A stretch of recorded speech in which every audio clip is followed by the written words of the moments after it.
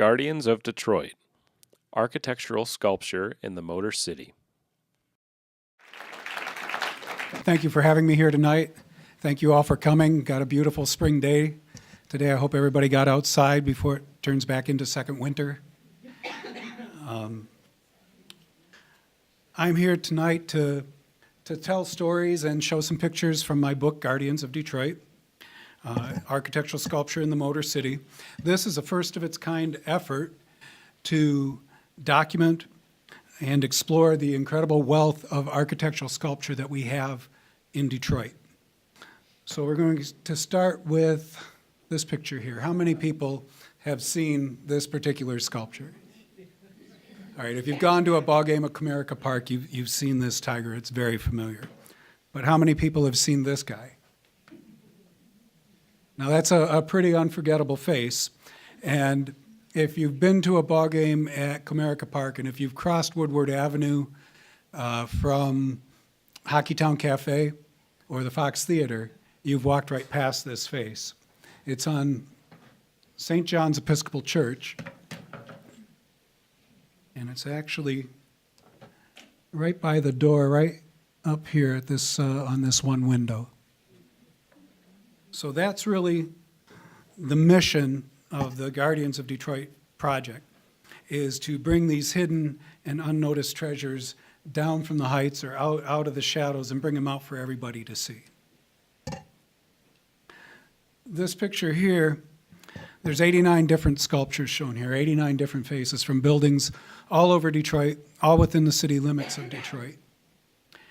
And that's really just scratching the surface, as we'll get a start on that tonight. But the question is, why is there so much architectural sculpture in Detroit? And the answer is because of the way the city grew. Even before the Ford Motor Company was established in 1903, Detroit was home to many different kinds of industries. Raw materials flowed through Detroit, especially copper, iron, lumber. There was a lot of heavy industry, sawmills, railroad equipment, cast iron stoves, steel. There was also pharmaceuticals, paints and varnishes, soaps, shoes, seeds, even a thriving tobacco cigar industry, cigars being made here in Detroit. So from the late 1800s until about 1930, Detroit was a booming city. The population in 1850 was about 21,000 people. That made it the 23rd largest city in the United States. And the first building featured in the book is Fort Street Presbyterian Church, which was built in 1855. So by 1900, you had 285,000 people in Detroit. Whole order, 10 times as many people. By 1920, you had 993,000, almost a million, and by 1930, you had 1.5 million. Population would eventually get to 2 million, and they expected that it was going to grow to 3 million. So they were building a city and making plans to house 3 million people all living and working in Detroit. They didn't quite get that far, but as I said, by 1930, 1.5 million people living and working in Detroit. So that growth and economic optimism led to a huge building boom at a time when the popular building styles were Beaux Arts, Gothic Revival, Victorian, Classical Revival, and Art Deco, and all of these called for a high degree of sculptural ornamentation. So Detroit became an unparalleled repository of architectural sculpture. We're going to take a look tonight at about 11 structures, time permitting, of the 59 featured buildings in the book. The building also has information on about 93 other buildings. And we'll take a quick look at a few more, and we'll talk about a few other subjects besides just specific buildings. And we'll talk about the history of the buildings and the architects and sculptors, but we're also going to focus mainly on the sculpture itself. So we're going to start with Trinity Episcopal Church. This is at the corner of Martin Luther King Boulevard and Trumbull, and it was built in 1892. The architect is George D. Mason of Mason and Rice, and the sculptors that worked on the building were Edward Wagner and Richard Ruther. They were partners, and they basically divided the building in half. Wagner did the east side, and Ruther did the west side of the building. Wagner was born in 1855, lived till 1922. He was born in Bitburg, Germany, and his family came to Detroit in 1865. He apprenticed to a guy named Julius Melchers, who was born in 1829, lived to 1908, and he's considered the father of architectural ornamentation in Detroit. He's sometimes called the city's first art teacher, with over 150 different students, including Richard Ruther. Albert Kahn was a student of his, and Edward Wagner. Wagner studied here, then he worked in New York and Grand Rapids, and then he came back to Detroit. Ruther was born and raised in Detroit, and he also studied with Melchers. He formed a partnership with Wagner in 1885, and he continued to work in Detroit with various partners until his death. This church was supposed to have 172 stone carvings on the exterior. Now you can see some of the bigger ones up here along the clear story, more up here, also along here at the end of all the window hood moldings, more along here, and then more on the other side. So there's all these carvings, and there's also about a dozen or so uncarved stone blocks on the outside of the building. And we'll get to why those are here in a few minutes. This building was funded by a man named James Scripps. And he moved into a house across the street, built a house across the street from where there was an Episcopal church in a small wood frame building. And he joined that congregation, and he decided that they should have a much larger church. Now, he was the publisher of the Detroit News, so he was fairly wealthy, and he sent architects and historians to go to southern England. He wanted to build a church based on the Gothic styles of southern England from the 1300s. So he sent architects over there to look at these churches, to find the best features of all these churches, and that's what this church was built to include. This is a little close-up look at some of the sculpture from the east wall. These were all carved by Edward Wagner, and these are all grotesques and one gargoyle. And people think of the carving on the outside of a building, they generically call them gargoyles. But the difference between gargoyles and grotesques is grotesques have a practical function along with the symbolic function. Gargoyles have a practical function. They channel water out away from the wall of the building so that it doesn't damage the wall of the building, the rainwater, when it falls. So you can see one of these here is a gargoyle. And it's updated a little bit with a modern drain spout there. But there you have it. And these are all carved by Edward Wagner. So these are from the west wall, and these are carved by Richard Ruther. And you can see some stylistic differences. This guy notwithstanding, they're a little more realistic looking. You have a little more tool marks on the surface. Go back a little bit. You can see these are a little more fantastical looking. And I wouldn't be surprised if there's some overlap between the sides too. Here we have gargoyles on the west wall of the building. They're on what's called the clear story, which is the level above the main part of the church where you have windows and maybe a balcony. So everywhere on the outside of this church where you have a gargoyle, on the inside you have an angel that's playing music or singing. And they carved stone angels that correspond to the gargoyles on the outside. Here's a little close-up view of one of the gargoyles. The gargoyle, you can see he's like leaving the building. One of the functions of the gargoyle and the grotesque is to ward off evil spirits. So usually when you see a gargoyle, a full figure gargoyle, they're shown in a way that they're leaving the building, showing that there's no place inside this building for demons or evil spirits or anything like that. This one here is meant to be or said to be a portrait of one of the foremen that worked on the building. That was kind of a Gothic tradition to memorialize the people that worked on the building. And he was fairly popular with the workers, so he was the one that was chosen to be immortalized on the building in stone. This one's kind of damaged. Part of the snout is missing. This is actually a wolf, but you can see he's got like a robe and he's holding a Bible. And this is kind of an expression of James Scripps' belief that the Episcopal Church had gotten too worldly, and that priests had gotten too worldly and were misusing their power, misusing their office. So what you have here is a priest in wolf's clothing, or a wolf in priest's clothing. So it's a warning to beware of these type of priests. So here we have some of the uncarved blocks. And these were meant to have carvings on them. But the congregation, when he joined the church was a Reformed diocese. And he's a very strong believer. James Scripps was a very strong believer in the Reformed movement.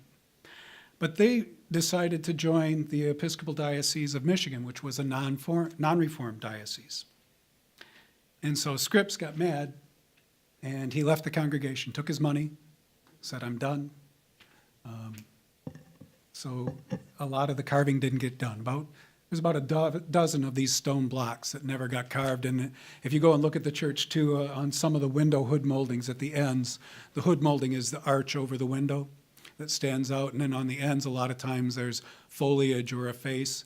You'll see some bits of foliage that are started but never finished. It was like that abrupt, the way he pulled the plug on it.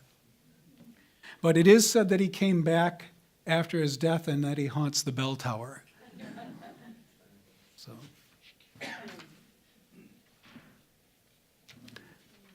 this is the Whitney, or the David Whitney Jr. House. Nowadays it's the Whitney Restaurant, fairly upscale restaurant at the corner of Woodward and Canfield. The architect is Gordon W. Lloyd, and the sculptor is not known for sure. I couldn't find any definite record, but the work looks similar to that of Alfred E. Nygaard, who did the work on Old Main, which was originally Detroit Central High School, and then it became part of Wayne State University, and it's called Old Wayne. He also did a sculpture in front of the Metropolitan United Methodist Church called Yet, which is a fairly famous bronze sculpture. And he was born in Detroit. I believe he was born in Detroit. He's got a Danish background, and his work appears on a lot of Detroit buildings. And he's also one of the founders of the Detroit School of Arts, which is today known as the College of Creative Studies, or it used to be the Center for Creative Studies. This was, as I said, the David Whitney Jr. House. David Whitney came to Detroit in 1857 at the age of 27, and working with his brothers and various partners, he built up a huge lumber supply operation, one of the biggest in the Midwest. But then he sold out of that, and he invested heavily in pine lands in Michigan and Wisconsin, and became one of the biggest lumber barons in the country. And then he diversified, investing in Great Lakes shipping and iron ore and Detroit real estate. And by the mid-1880s, he was known as the richest man in Detroit. But he had a fairly modest house. And his wife, Sarah, felt that the richest man in Detroit should have the nicest house in Detroit. So in newspaper stories at the time where they're talking about this house being built, he totally disavows any involvement with it. He says it's all her plan. If you have any questions, talk to her. She's the moving force behind this. So you can see that it's got kind of a pinkish color to it. The outside is all made of jasper, imported from Sioux Falls, South Dakota. And that's a type of pinkish granite that's really, really hard. And it was so hard that they had to have a blacksmith shop on site, because the best chisel would lose its edge after about 10 or 15 minutes of work. But what you can see here, this face is from a band of foliage near the entrance, and foliage and ornamentation, and it's kind of hidden in there. And you can see how crisp and clean all the edges are, even though this was built, carved more than 100 years ago.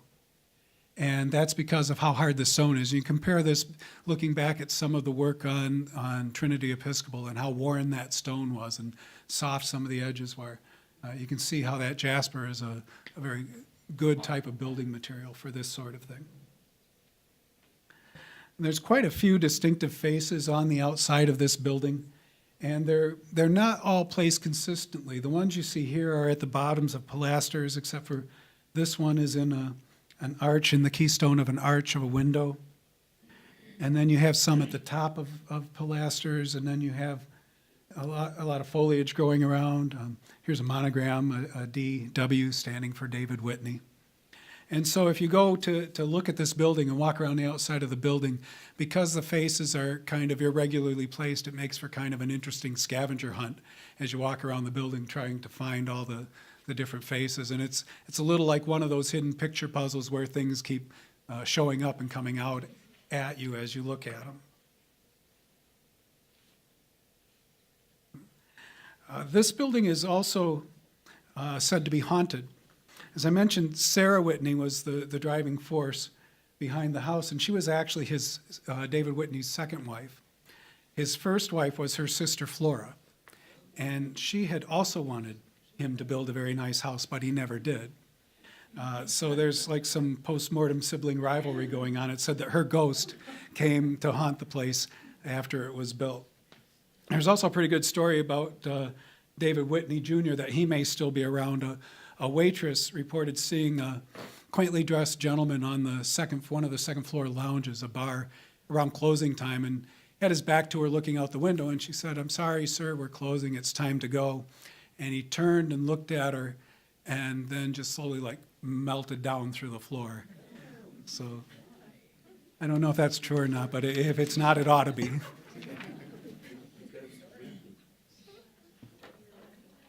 This is the old Wayne County building. This is on Randolph Street between East Forest and East Congress. It was built in 1902. The architects are John and Arthur Scott. They were brothers. The style is Beaux Arts. This is one of the finest examples of Beaux Arts architecture remaining in the United States, definitely in Detroit. You can see for yourself the place is huge, and then it's got all this elaborate ornamentation, which was a hallmark of the Beaux Arts style. You have this area here above the door, the pediment. You have these large statues at the base of the tower. There's more up here, and then over the windows, and all around there's a lot up on the cornices up here. So we're going to look first at the Anthony Wayne pediment, and note that it is 5 stories above ground level.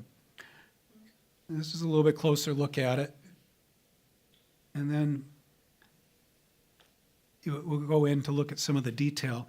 And even though it's 5 stories above ground level, it's carved in the amount of detail and expression on the figures. It's carved as if it's meant for someone to be standing right next to it looking at it. Now, this was carved by Edward Wagner, and it was sort of his masterpiece. Every contemporary article that mentions him talks about him being the creator of this pediment, the Anthony Wayne pediment.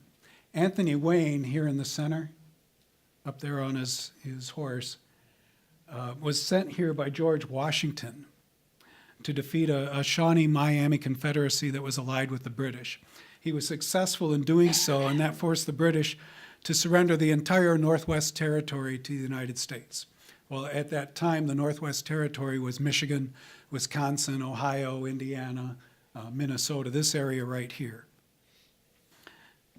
So the pediment commemorates that event. And you can see that he's kind of talking with the Native Americans here. On the left, you have the settlers. Now that the land is opened up for Americans, they're moving in, and the soldiers giving a helping hand here. And then on the other side, you have the Native Americans being dictated terms, much less aggressive postures, except for their dog here is not very happy with things at all. But again, it's an example of the level of detail on the sculpture. This is one of the statues from the base of the tower. It's called a quadriga, most references you see. And a quadriga is a Roman chariot pulled by 4 horses. It's the chariot of gods and heroes, and the traditional driver of the quadriga would be a female figure representing victory or fame. But if you look, there's only 3 horses here. And it's not really clear why that is, but that would make it a triga. And a triga was it's associated with the Roman gods of death and the underworld. And the 3 horses drawing the triga represent the 3 ages of man: childhood, youth, and old age. So this being a courthouse, the county building, it's where the birth records are stored. It's where you go during your life to get permits and licenses, and then when you die, it's where the death records are stored. So it kind of makes sense in that way. I'm not sure if that's what they had in mind, but that's what I like to think anyways. And then up on the tower, there's 4 more. We can see 3 of them here, of these same type of statues. These were all created by J. Massey Rhind, who was born in Edinburgh, Scotland. And when he was thinking about coming to America, he came from a family of architectural sculptures. And his father, who was an architectural sculptor, said, "There's no sculptural art in America, you'll starve. Stay here in Scotland." But eventually he did come here at age 29, and he got here at the right time. He got here during a time when the country was growing and there was a lot of wealth, and the styles called for his type of work. And he ended up doing a lot of this kind of work, mostly public monuments and that sort of thing around the northern East Coast and the Midwest. The work here on the Wayne County building is his only Detroit work. So if we look a little closer here, these are statues representing commerce and law. And the one on the left is commerce, and the one on the right is law. And we know what they represent because the one here, first of all, she's holding a train wheel for transportation, but in her right hand she has a caduceus. And a caduceus is the symbol of the Roman god Mercury, who was not only the messenger god, but also the god of commerce. So anytime you see a caduceus on a building, it's a representation of commerce taking place in that building. And then the figure of law, she's holding what's called a fasces, which is an axe with a bundle of sticks around it. And that is a Roman symbol of authority. And then she's holding the sword hilt first, like subjugated to the authority. Law, the sword of justice, subjugated to the authority of law. And now we have some of the sculpture. Just to go back, these sculptures, they have this kind of greenish look to them. It may look familiar if you've seen the Statue of Liberty. These were built the same way. They have an iron frame underneath and then sheet copper over the outside. They're not solid sculptures. And during World War II, the township treasurer had it in his head that they were solid bronze, and he wanted to have these all taken down off the building and melted down for the war effort. But then, there was a big uproar about it. A lot of our arts people protested against it, and then when it was found out, well, there was just sheet copper, there's hardly anything there to be worthwhile taking down, so all the sculptures were saved. This is from one of the window pediments, and you can see it's a young man riding this kind of Dr. Seuss-looking fish here. And you see this motif on a lot of structures in Detroit. The fish, the ancient Greeks believed that fish carried the souls of the dead to their reward, to paradise afterwards. So the youth represents vigor and life and moving forward, and then the fish represents good luck and a good reward in the afterlife. Over some of the entrances, you have these angels. These are on the north and south, the side entrances to the building. And you have angels. This one's holding the flame of knowledge, and the one on the other side has a trumpet. And you can see they have kind of a goldish tinge to them. This is on several of the buildings. The stone was gilded to give it a golden look, so that must have been pretty impressive before all the gilding wore off the stone. And then this is another window pediment. This is actually over the door, where the angels were. And we have, again, the youths representing vigor and life. You have the fish representing good luck. But you also have this green man, which is a symbol of fertility and abundance. And then you have this ship passing over the water. The ship represents mankind, and they're passing over the sea of earthly temptation. That's what the roiling water is. And then to make it even more clear, you have this little sea creature representing the devil.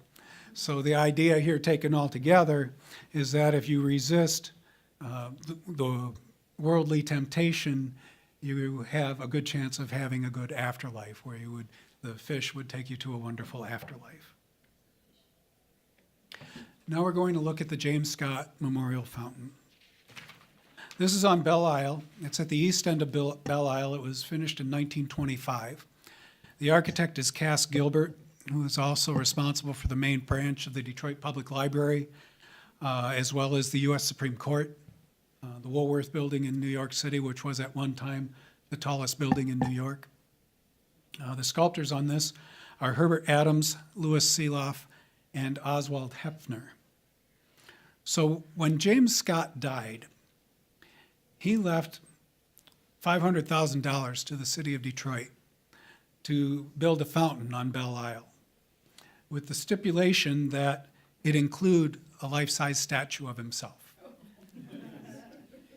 And the problem with this was nobody liked him very much, especially the decent people of Detroit. He was born fairly rich and increased his fortune through real estate investment, but he had a reputation as a womanizing gambler, a vindictive, scurrilous misanthrope, an unrepentant scallywag, and other 19th century terms for people of low character. He was also a nationally famous practical joker. He wanted to build a house on some property that he had with a view of the Detroit River. And his property was not very big, and there was a guy who had a house behind that. And he wanted to buy that guy's property, but that guy liked his view of the Detroit River.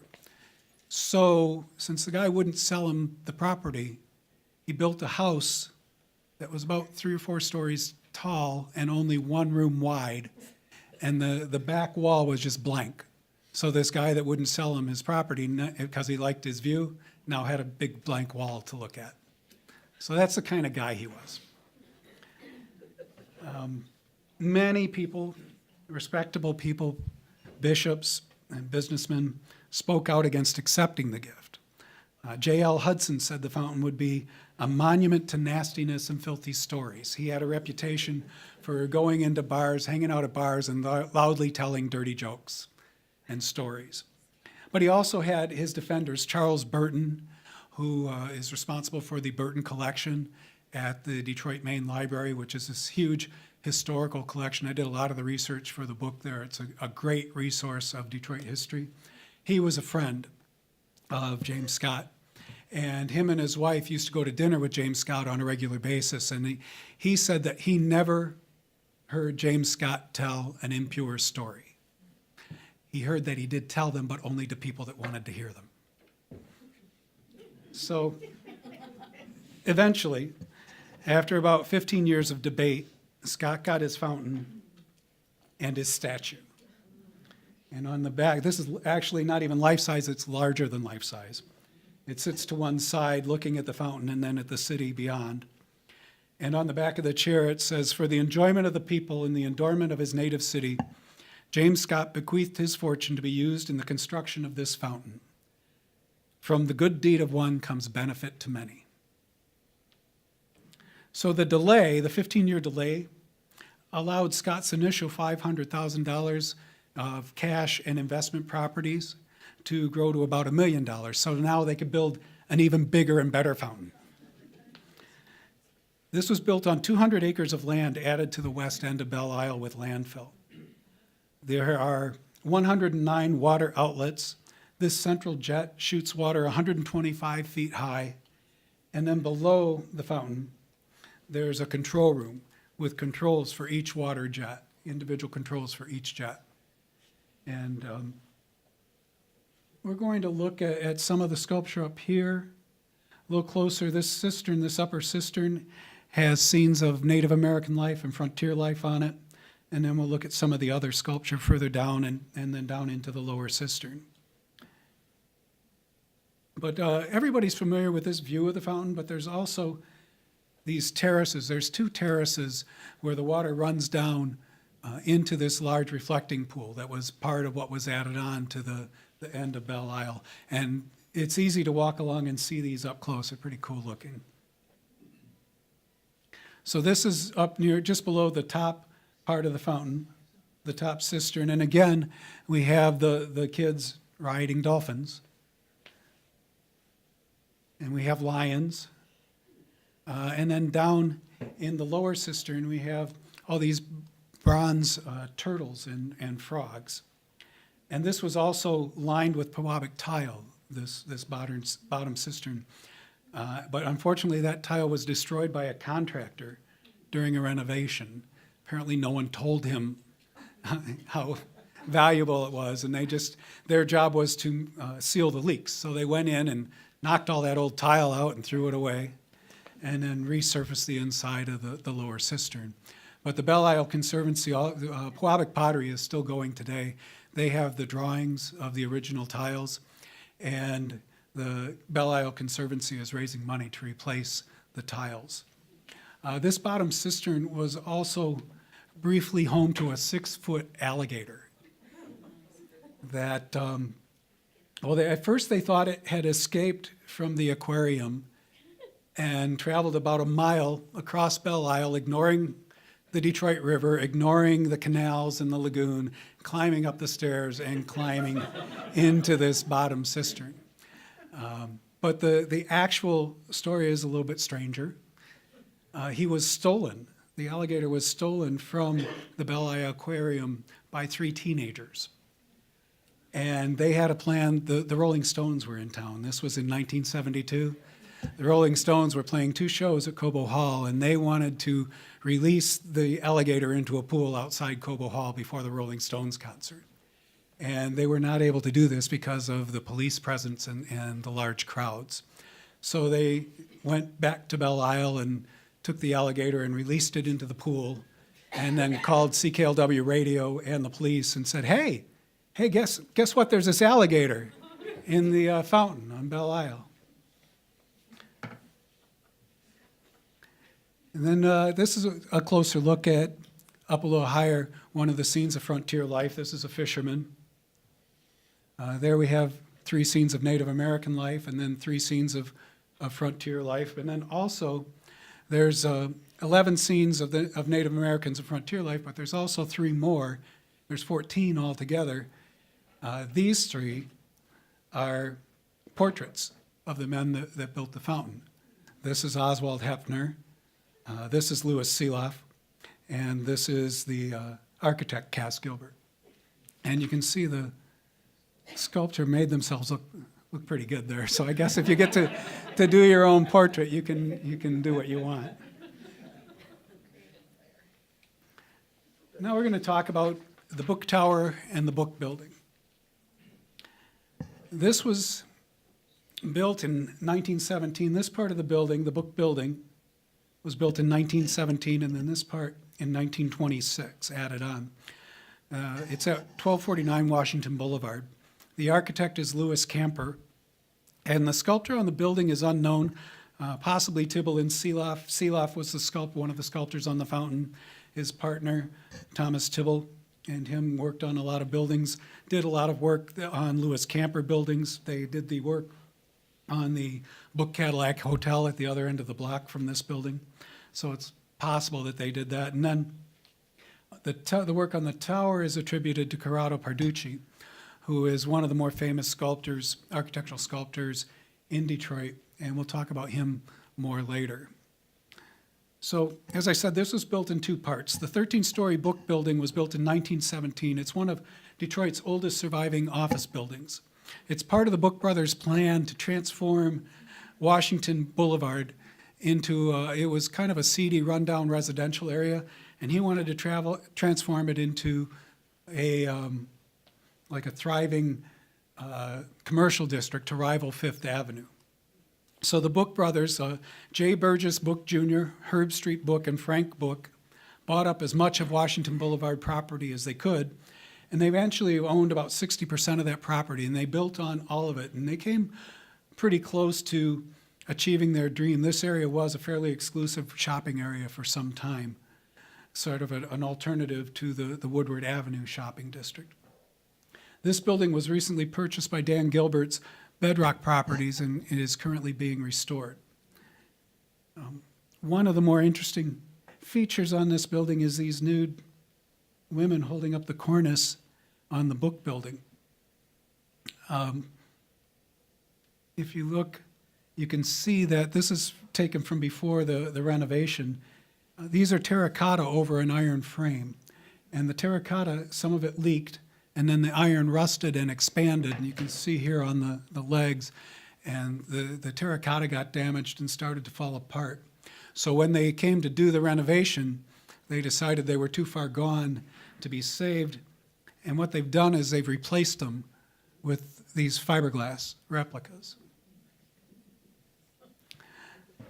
Now these nude figures are all directly across the street from St. Aloysius Church. And it's said that J. Burgess' book had a feud with the bishop, and that's why he had these figures put on the church. So everyone coming out of the church, look across the street, and they have these nude figures to look at.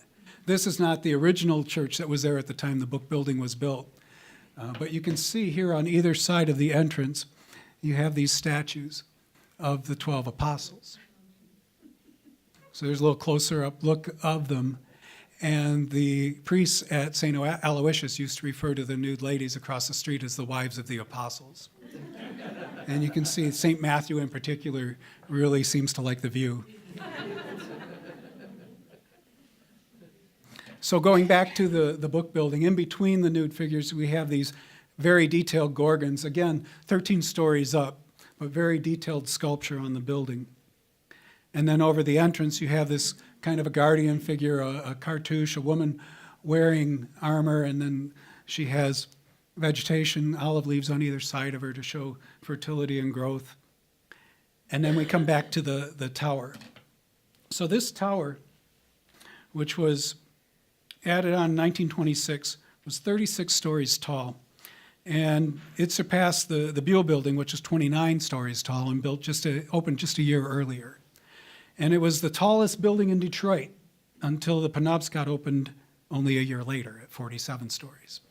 So all of this, one building surpassing the other, it kind of illustrates the economic activity, the optimism, the growth that was going on in the city at that time.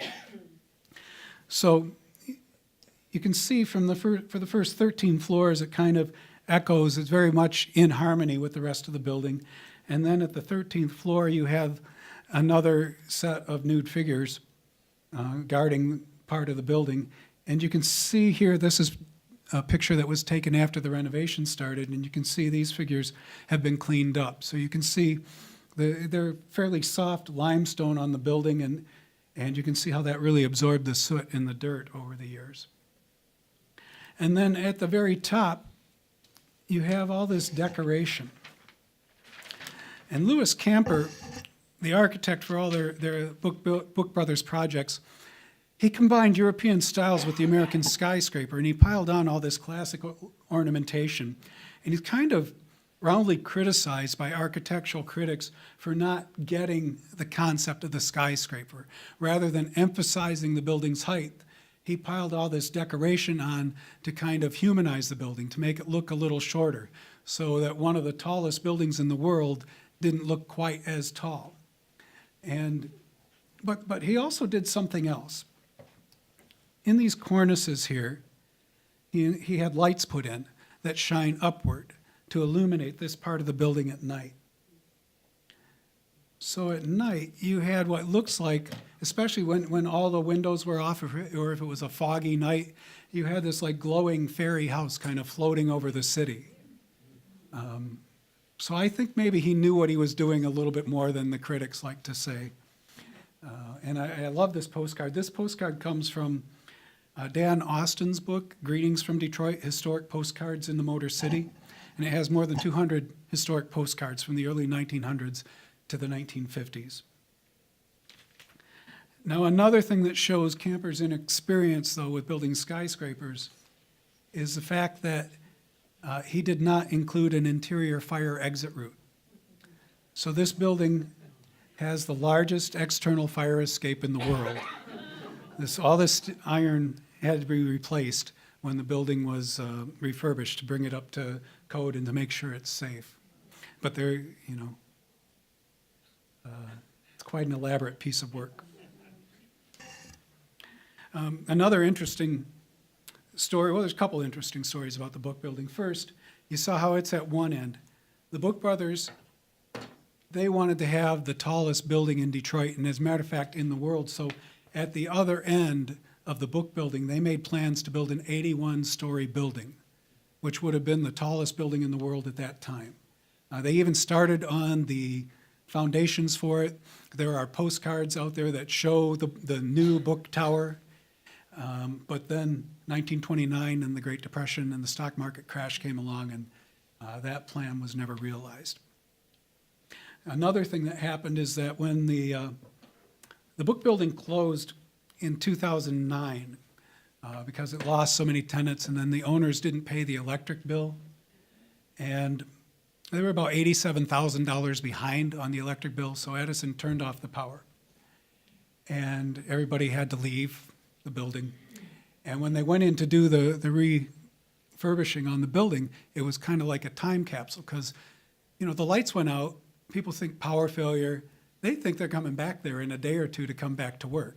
So there's still dishes on the tables, newspapers on the desks, the last day's work sitting out in this room when they first went in and started working on the building. So it was kind of a time capsule from that time, from 2009, which isn't that long ago, but kind of an interesting thing. Now we're going to look at the Detroit Fire Department headquarters, and this is a reconstruction process, a project, a refurbishing project, restoration project that's much further along. This is at 250 West Larned Street. It's just across from Cobo Hall. It was built in 1929 by the architect Hans Gerke, who built a lot of fire halls and that type of building around the city. The sculptor is not known for sure, but the best guess based on the date and the style is that it was Corrado Parducci, and we'll find out why he was such a good guess for this in a little bit. So I talked about the building restoration with the book building statues and the outside of the book building. This is now the Foundation Hotel, which opened in May of 2017. And if you look at some before and after shots, I was able to get pictures before they started and then after they finished. So you can see the difference, these angels holding fire tools in their hands, and before and after with the cleaning. But if you look up close, you can see one of the dangers of this type of project.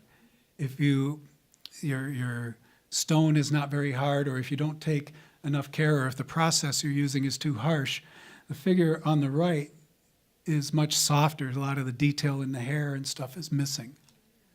But it's not like that on all over the building. You can see on these cartouches with the fire helmets, the detail is still there, still pretty crisp and clean. So now this is another example of before and after. And a lot of people say they like the before look, that it's a little more interesting. But I kind of like seeing the building, how it must have looked when it was brand new, too. So these are lions. And lions are on a lot of Detroit buildings. They represent vigilance and protection and security and strength. So we're going to take a look at a few different kinds of lions. This is a winged lion from the Buell building.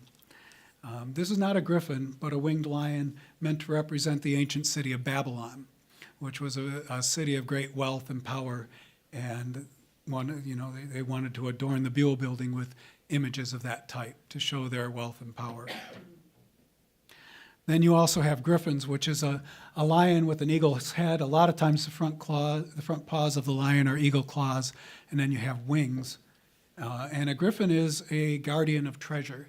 And it's also a pretty common motif on a lot of buildings, especially police buildings for some reason.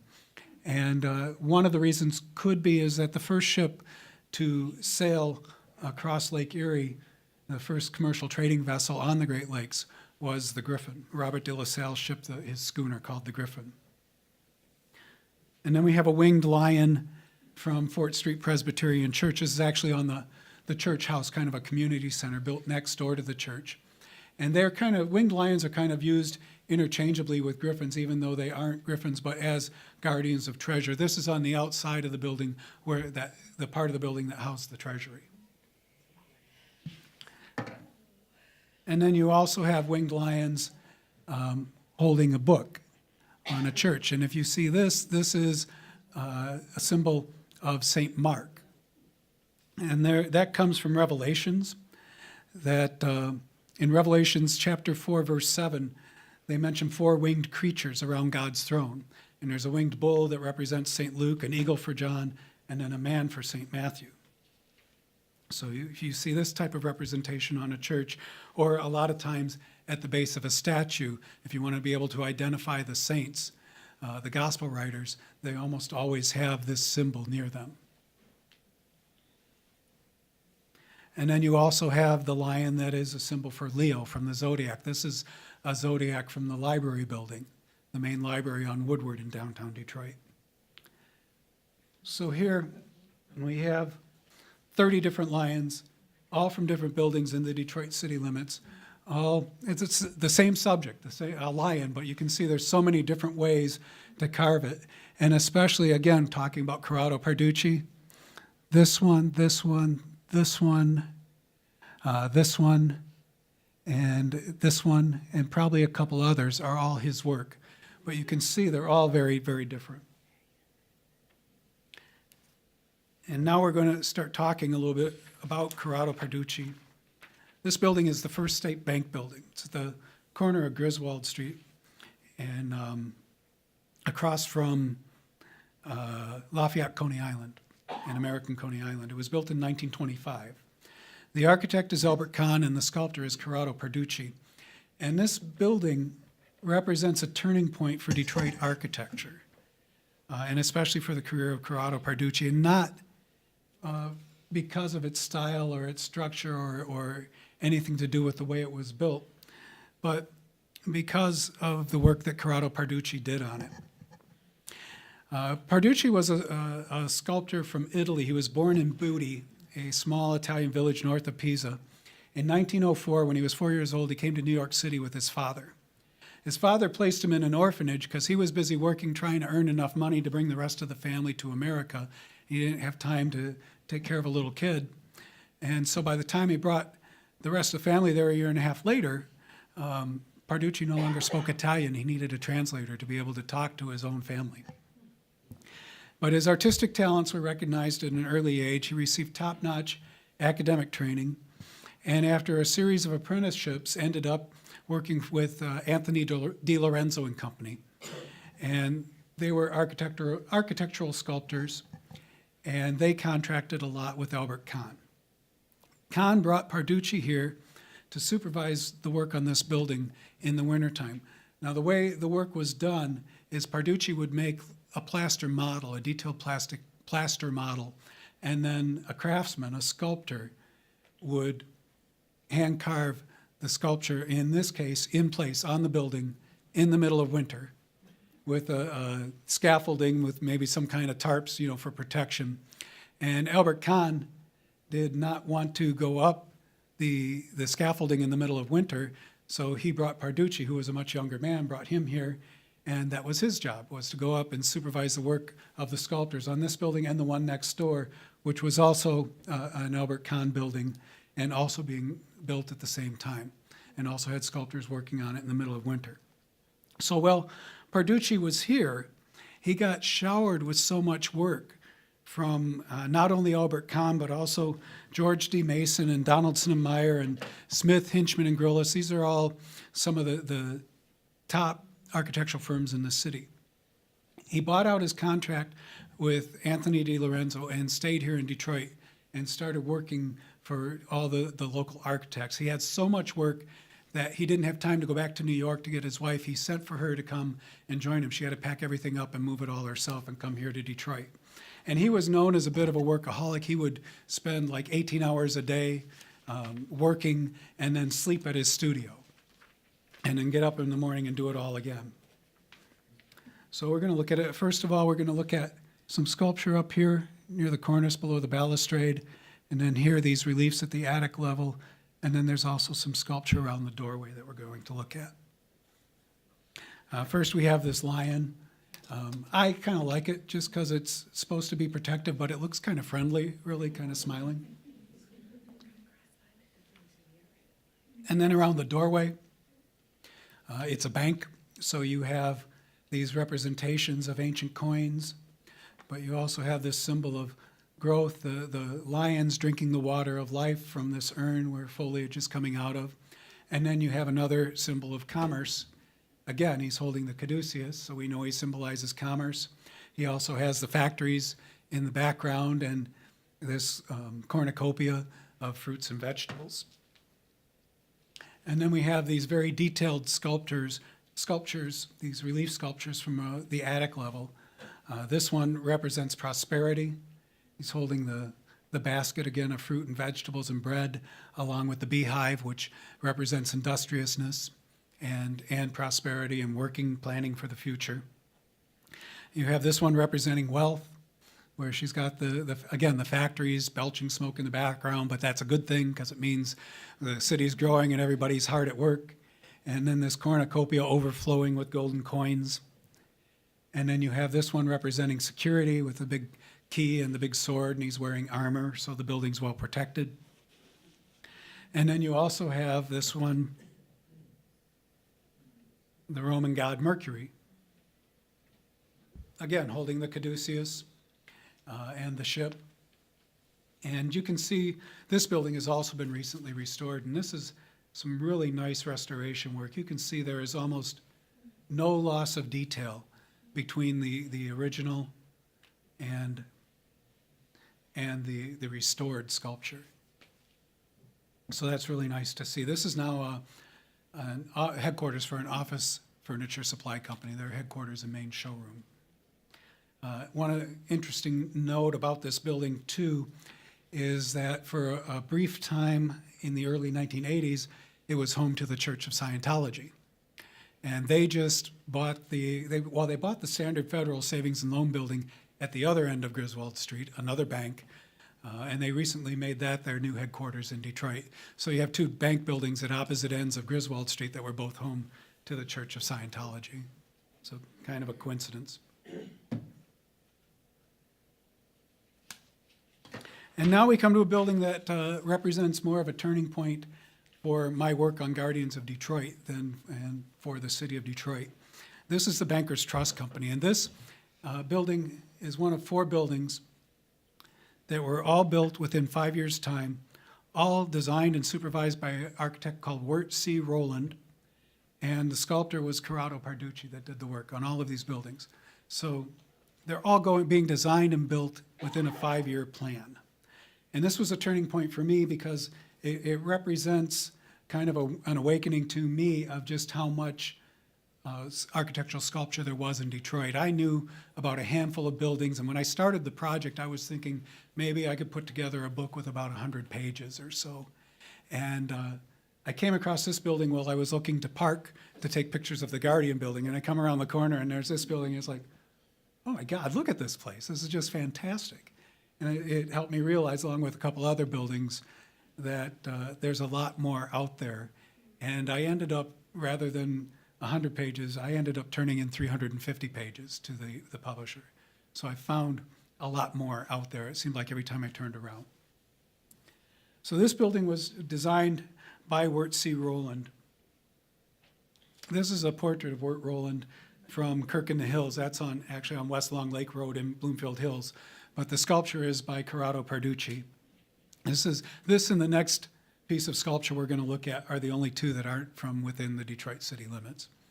So Wirt Rowland was born in Clinton, Michigan, not too far from here, in 1878. And when he was 18 years old, he was inspired by pictures of Lambeth Palace, a palace in England, in an old Harper's Bazaar magazine, to start drawing pictures and designs of his own castles and palaces. And it turned out there wasn't a lot of opportunity for architects in the small town of Clinton in the late 1800s, so he came to Detroit at age 23 with the plan to become an architect. But how do you become an architect at that time? It's not just by going to school. He went and got a job as an office boy at Rogers and McFarland. And he learned by doing. He moved on to George D. Mason, and then Albert Kahn, and then Malcolmson and Higginbottom, the most important architectural firms in the city. And then he did graduate work. Finally, after all this time, when he had moved up and was designing buildings He did graduate study at Harvard, then traveled to Europe and studied historic structures and styles. And then in 1922, he came back here to Detroit and he became the head designer for Smith, Hinchman, and Gross, which was the oldest, largest, and most prestigious architectural firm in Detroit at that time. So here's Corrado Parducci, a self-portrait from the same building. You can see he's not quite as vain or complimentary as Oswald Hefner was, his work. So as I mentioned, his talent was recognized at an early age. Gertrude Vanderbilt Whitney of the famous Vanderbilts and of the Whitney Museum in New York, she was an arts patron. And one of the things she did was she got the names of boys with aptitude for the arts and paid for them to attend special art classes and higher level art classes. And so he eventually attended the Beaux Arts school in New York. So as we see here on the Bankers Trust Company building, this is based on a design for an Italian Renaissance, an Italian Romanesque palace. So it's a very ornate style. And all this sculpture on the outside is made of terracotta, which was less expensive than stone, so they could really go crazy with the ornamentation. So here's a detail from one of the pilasters, and you can see the sun representing fertility and life, the more life and growth, and then the woman representing fertility, and then you also have a fairly obvious symbol of saving for the future with the squirrels with their acorns. And then you have these symbols up here, which are merlions, which are a symbol of international power or power across the oceans. So they kind of represent international commerce. And then you have this kind of unique doorway. It's kind of hard to tell from the picture, but it's actually bowed out. It's kind of a barrel-shaped doorway, double doors, bronze doors. And then on either side, in this area here, you have goats. And this is, again, one of the things that got me interested in this project is why do you have goats on a bank? And there's a little close-up picture of the goat. Goats represent cautious dealings and steady increase of wealth. So if you have them on your bank, that's a good thing. If you dream of a goat wandering around a farm, that symbolizes abundance and wealth. It means you're going to come into some money. So we all go home and dream of goats. Maybe that lottery ticket we bought tonight will be the big winner, right? So you also have all these protective figures. You have this, again, a kind of friendly-looking lion, but you have a little more stern lion holding a key representing security. But we really want, it's a bank, so we want to be very protective. So you also have guard dogs. But that's not enough, so you have this basilisk. You have these on a couple of the pillars. And that was a creature that was so horrible that could kill you with just a stare. But then you also have these grotesque figures. They have crowns to indicate the wealth inside, but making faces, again, to ward off evil and chase it away from outside. So metaphorically speaking or symbolically speaking, this is a very well-protected building and a safe place to put your money. It's all the message to people. So now we're going to look at the Buell Building, which is the second of these four buildings. Again, designed by the same architect, same sculptor, all went up in a 5-year time. This is at 533 Griswold Street, and all of these buildings are within a block or two of each other, too. This went up in 1925, and this was Wirt Rowland's first skyscraper. And it's kind of unique. It's also one of Detroit's first true skyscrapers. And as I mentioned, it was briefly the tallest building in Detroit till it was passed by the Book Building. And one of the unique features of this building is it's a cruciform shape, a cross shape extruded out to 29 floors. So what that means is two things. First of all of the windows have outside, all the offices have outside windows, so you have natural light in all the offices. But it also means something more practical to the lessor in that instead of 4 corner offices, more expensive corner offices on each level, now you have 8 corner offices on each level that you can rent for more money than the regular offices. This building is kind of It has a lot of ornamentation concentrated around the entrance and a little up around the top, but it's kind of an interesting combination. It's Romanesque Revival style sculpture combining Native American and Greco-Roman themes. So over the entrance you have Mercury again, and then you have these rabbits running around the arch, and the rabbits, unsurprisingly, are a symbol of fertility and rapid growth. And then you can see Mercury here, he's laying down his staff and resting, kneeling down to rest, showing that he's found a place that's worthy of him, worthy of his protection. And then you have like this Roman demigod over one of the arches higher above. It's either Hercules or maybe Apollo protecting, this building. And then you have a rich man holding gold coins with these rams on either side. Rams are symbols of power. And then you have this Native American chieftain. There's one on either side, and they represent the original occupants of the land on which the Beaux building was built. And he's surrounded by symbols of his power. You have the lion and the eagle for strength and protection, and then you have the horse and the duck representing his wealth. And then again, you have the lion with the shield. But you can see there's some stylistic differences.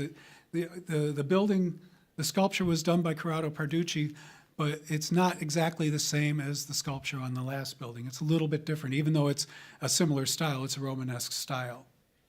So now the third building in this series is the Penobscot Building. And he's kind of, you can see that Roland is kind of moved away now from the older styles. And instead of a cornice, there's no cornice at all. It just has these kind of cubist setbacks that really emphasize the height of the building. So this is at 643 Griswold Street, built in 1928. And it's, as I said, a more modern building, and the style of the sculpture on it is more Art Deco, but again, combined with Native American themes. So if we look over the entrance, we have this Native American chieftain, kind of commonly referred to by Detroiters from the era of the 20s on as Big Chief Penobscot. But he's meant to represent all Native Americans. There is no Joe Penobscot. The name Penobscot comes from the Penobscot River, where Simon Murphy got his start in the lumber industry, and that's the Murphy family is the family that built the Penobscot Building. As a matter of fact, there's 3 Penobscot buildings. This just happens to be the most famous one. It's the tallest by far. There's 2 others. One is actually connected to it that are much smaller buildings. But you can see it, the Art Deco styling. You have these rhythmic angular shapes that repeat over and over, and that's and angular shapes in the headdress. It's a hallmark of the Art Deco styling. And then you have one of the most unique features on any Detroit building. It's a Romanesque theme. Romanesque buildings would often have a zodiac on them, but you use Native American figures to represent the zodiac.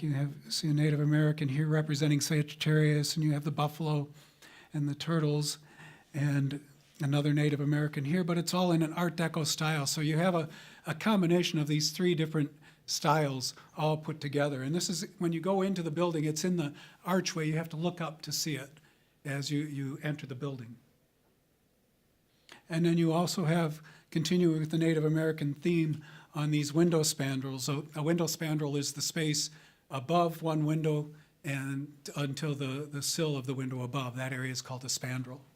So you have these bronze or brass-colored window spandrels with a Native American chieftain, and then the eagle representing the dollar, and then the bull representing the bull market, the strong stock market, but this is actually a bison in keeping with the Native American theme. And then you have the Thunderbird representing power and glory, and of course the United States along with that. And then you have these Native American chieftains on the flagpole mounts. And then on the north wall of the building, you have these figures representing commerce and transportation. You can see there's a train engine here and an airplane. And then this is Bread. He's representing prosperity. And then he represents industry with the gear and kind of a stylized factory here below him. And these drawings, these sculptures are huge. They're like a story tall. And they were used as drawings in a lot of advertisements for the building at that time. So now the fourth and final building of this set of buildings is the Guardian Building. And again, it's hard for me to emphasize this enough. The same architect, the same sculptor, working on these all at the same time, the same 5-year period. This building opened in 1929. Corner of Griswold and Ford. It's directly across the street from the Beaux Building and just down the street from the Penobscot Building and a block or two east of the first building we looked at, the Bankers Trust Building. And this is kind of the culmination of Wirt Rowland's development as an architect and his development of the skyscraper as a building. We have all these three buildings, especially we're talking about the last three now, essentially built for the same purpose. Bank and retail on the main floor with offices above. All designed by the same man, but they're also very different looking. Now people think of this as a very ornate building, and most of that building, that feeling comes from the use of color and the stepped arches and the colorful terracotta tiles here at the lower levels and up at the very top. This building is also, these bricks here were specially formulated for this building. The color was called Guardian Red, Guardian bricks. Over 2 million bricks used on the outside of this building. This is still today the largest brick-clad building in the world. And the impression of color is also helped with this mosaic, which was created at Pewabic Pottery. They had no room inside their studio. This is over the entrance to the building, the Griswold Street entrance, and they had no room in their studio to work on this, so they dug a big hole in the front yard in front of their studio and put a tent up over it and used that to assemble all the tiles, put all the tiles together, and then they came here and assembled it on the building. Here's a look at the whole entrance with these sculptures by Parducci on either side. And this area here was covered for a while in the 50s to provide room for air conditioning units. And also as part of kind of an urban renewal, there was a feeling that the Detroit buildings looked old and they wanted them to look newer. So they were hiding a lot of the things that looked old. A lot of buildings at that time got facades on them to make them, a steel and glass facade to make them look newer. And the old city hall was torn down at that time. Because again, the city fathers believed that people were leaving Detroit, businesses were leaving Detroit, not just because of the highways and the automobile, but because Detroit looked old and they wanted to make it look new without a whole lot of thought for historical preservation. Fortunately, this building was restored and this mosaic and a lot of other work was uncovered during the restoration. This is kind of an interesting thing to look at too. This is a rendering from the architectural firm of kind of a concept rendering of the building. So we can compare that with the work in the drawings and with Parducci's finished work. One of the reasons why all these architects liked working with Parducci was that before, the earlier way of working, especially in the 1850s into the 1870s, early 1900s, was that somebody in the architectural firm would do very detailed scale drawings of the sculpture they wanted on the building. And that kind of changed with Parducci. He developed a way of working with Kahn and these other architects where they would provide a sketch, a rough sketch. Sometimes Kahn would just, on the blueprints, it just says, there's like a space and it says Parducci. And so it shows how much trust he put in him. So you can see here, this was in the concept rendering, and then this is how it all came out. The man kind of turned into a lion, but you still have the eagles on either side of him. And then you have, this is a figure representing security and safety, and he's holding the sword. And again, you can see it's like a lot more confident Art Deco styling in the sculpture, a lot more finished and polished look to it. And then just again, to illustrate the concept that Wirt Rowland had for this building, he kind of saw it as a cathedral to banking. And had craftsmen of all different kinds working on this building, working together, and he himself designed every little detail down to like the furniture and the waitresses' uniforms in the cafeteria. And there's also a big plaque inside the building with the list of all the craftsmen that worked on the building, which is a kind of a unique thing for that time as well. This is from one of the elevator lobbies, and this is another piece that was covered up by air conditioning units in the 50s, but it is also restored. And if you ever get a chance to go and tour this building, this is a great, fantastic building inside and out. Guardians of Detroit is limited to the outside of buildings because it would have had to be about 5 times as long to get to the insides of some of these buildings. But they do tours out of pure Detroit, or you can just go and walk around yourself. The building's open on the weekends, and it's well worth the trip. So I'm going to kind of wrap it up here with one last thing and talk about a project that kind of grew out of the Guardians of Detroit project. This piece of sculpture here is from the Detroit Times building. There used to be 3, well actually more, but 3 big daily newspapers in Detroit: the Detroit News, the Detroit Free Press, and the Detroit Times. All 3 had buildings designed by Albert Kahn. 2 of the 3 had sculpture by Corrado Parducci on them, not surprisingly. This piece of sculpture here, the Times building was built in 1929 and torn down in 1978. And this is a piece of sculpture from the building that was rescued by somebody when the building was torn down. And somewhere along the line, somebody who had it in a private collection decided that it should be shared with the rest of the world. So it was given to the Belle Isle Conservancy, and it is now in the Belle Isle Conservatory. It's kind of a greenhouse, a garden building connected to the Belle Isle Aquarium. So if you want to see it, you can go take a look at it there. But one of the things I found, somebody told me about this piece of sculpture about a year ago while I was doing a talk. And I didn't know for sure where it come from. He wasn't sure. He thought it was maybe from the first Detroit Free Press building. So while I was doing research to find out where it was from, I found that where you can find pictures of a lot of these Detroit buildings that were torn down, it's very hard to find pictures of the up-close detailed pictures of the sculpture that was on these buildings. So one of the things I want to do is find this old sculpture or photographs of these sculpture and create an online archive that people can access. So if anybody has any knowledge of the old sculpture from these buildings, or of old pictures or drawings of these sculptures from these buildings, please contact me through my website. It's guardiansofdetroit.com, or you can email me at guardiansofdetroit@gmail.com. This program was recorded on March 27th, 2019 at the Ann Arbor District Library.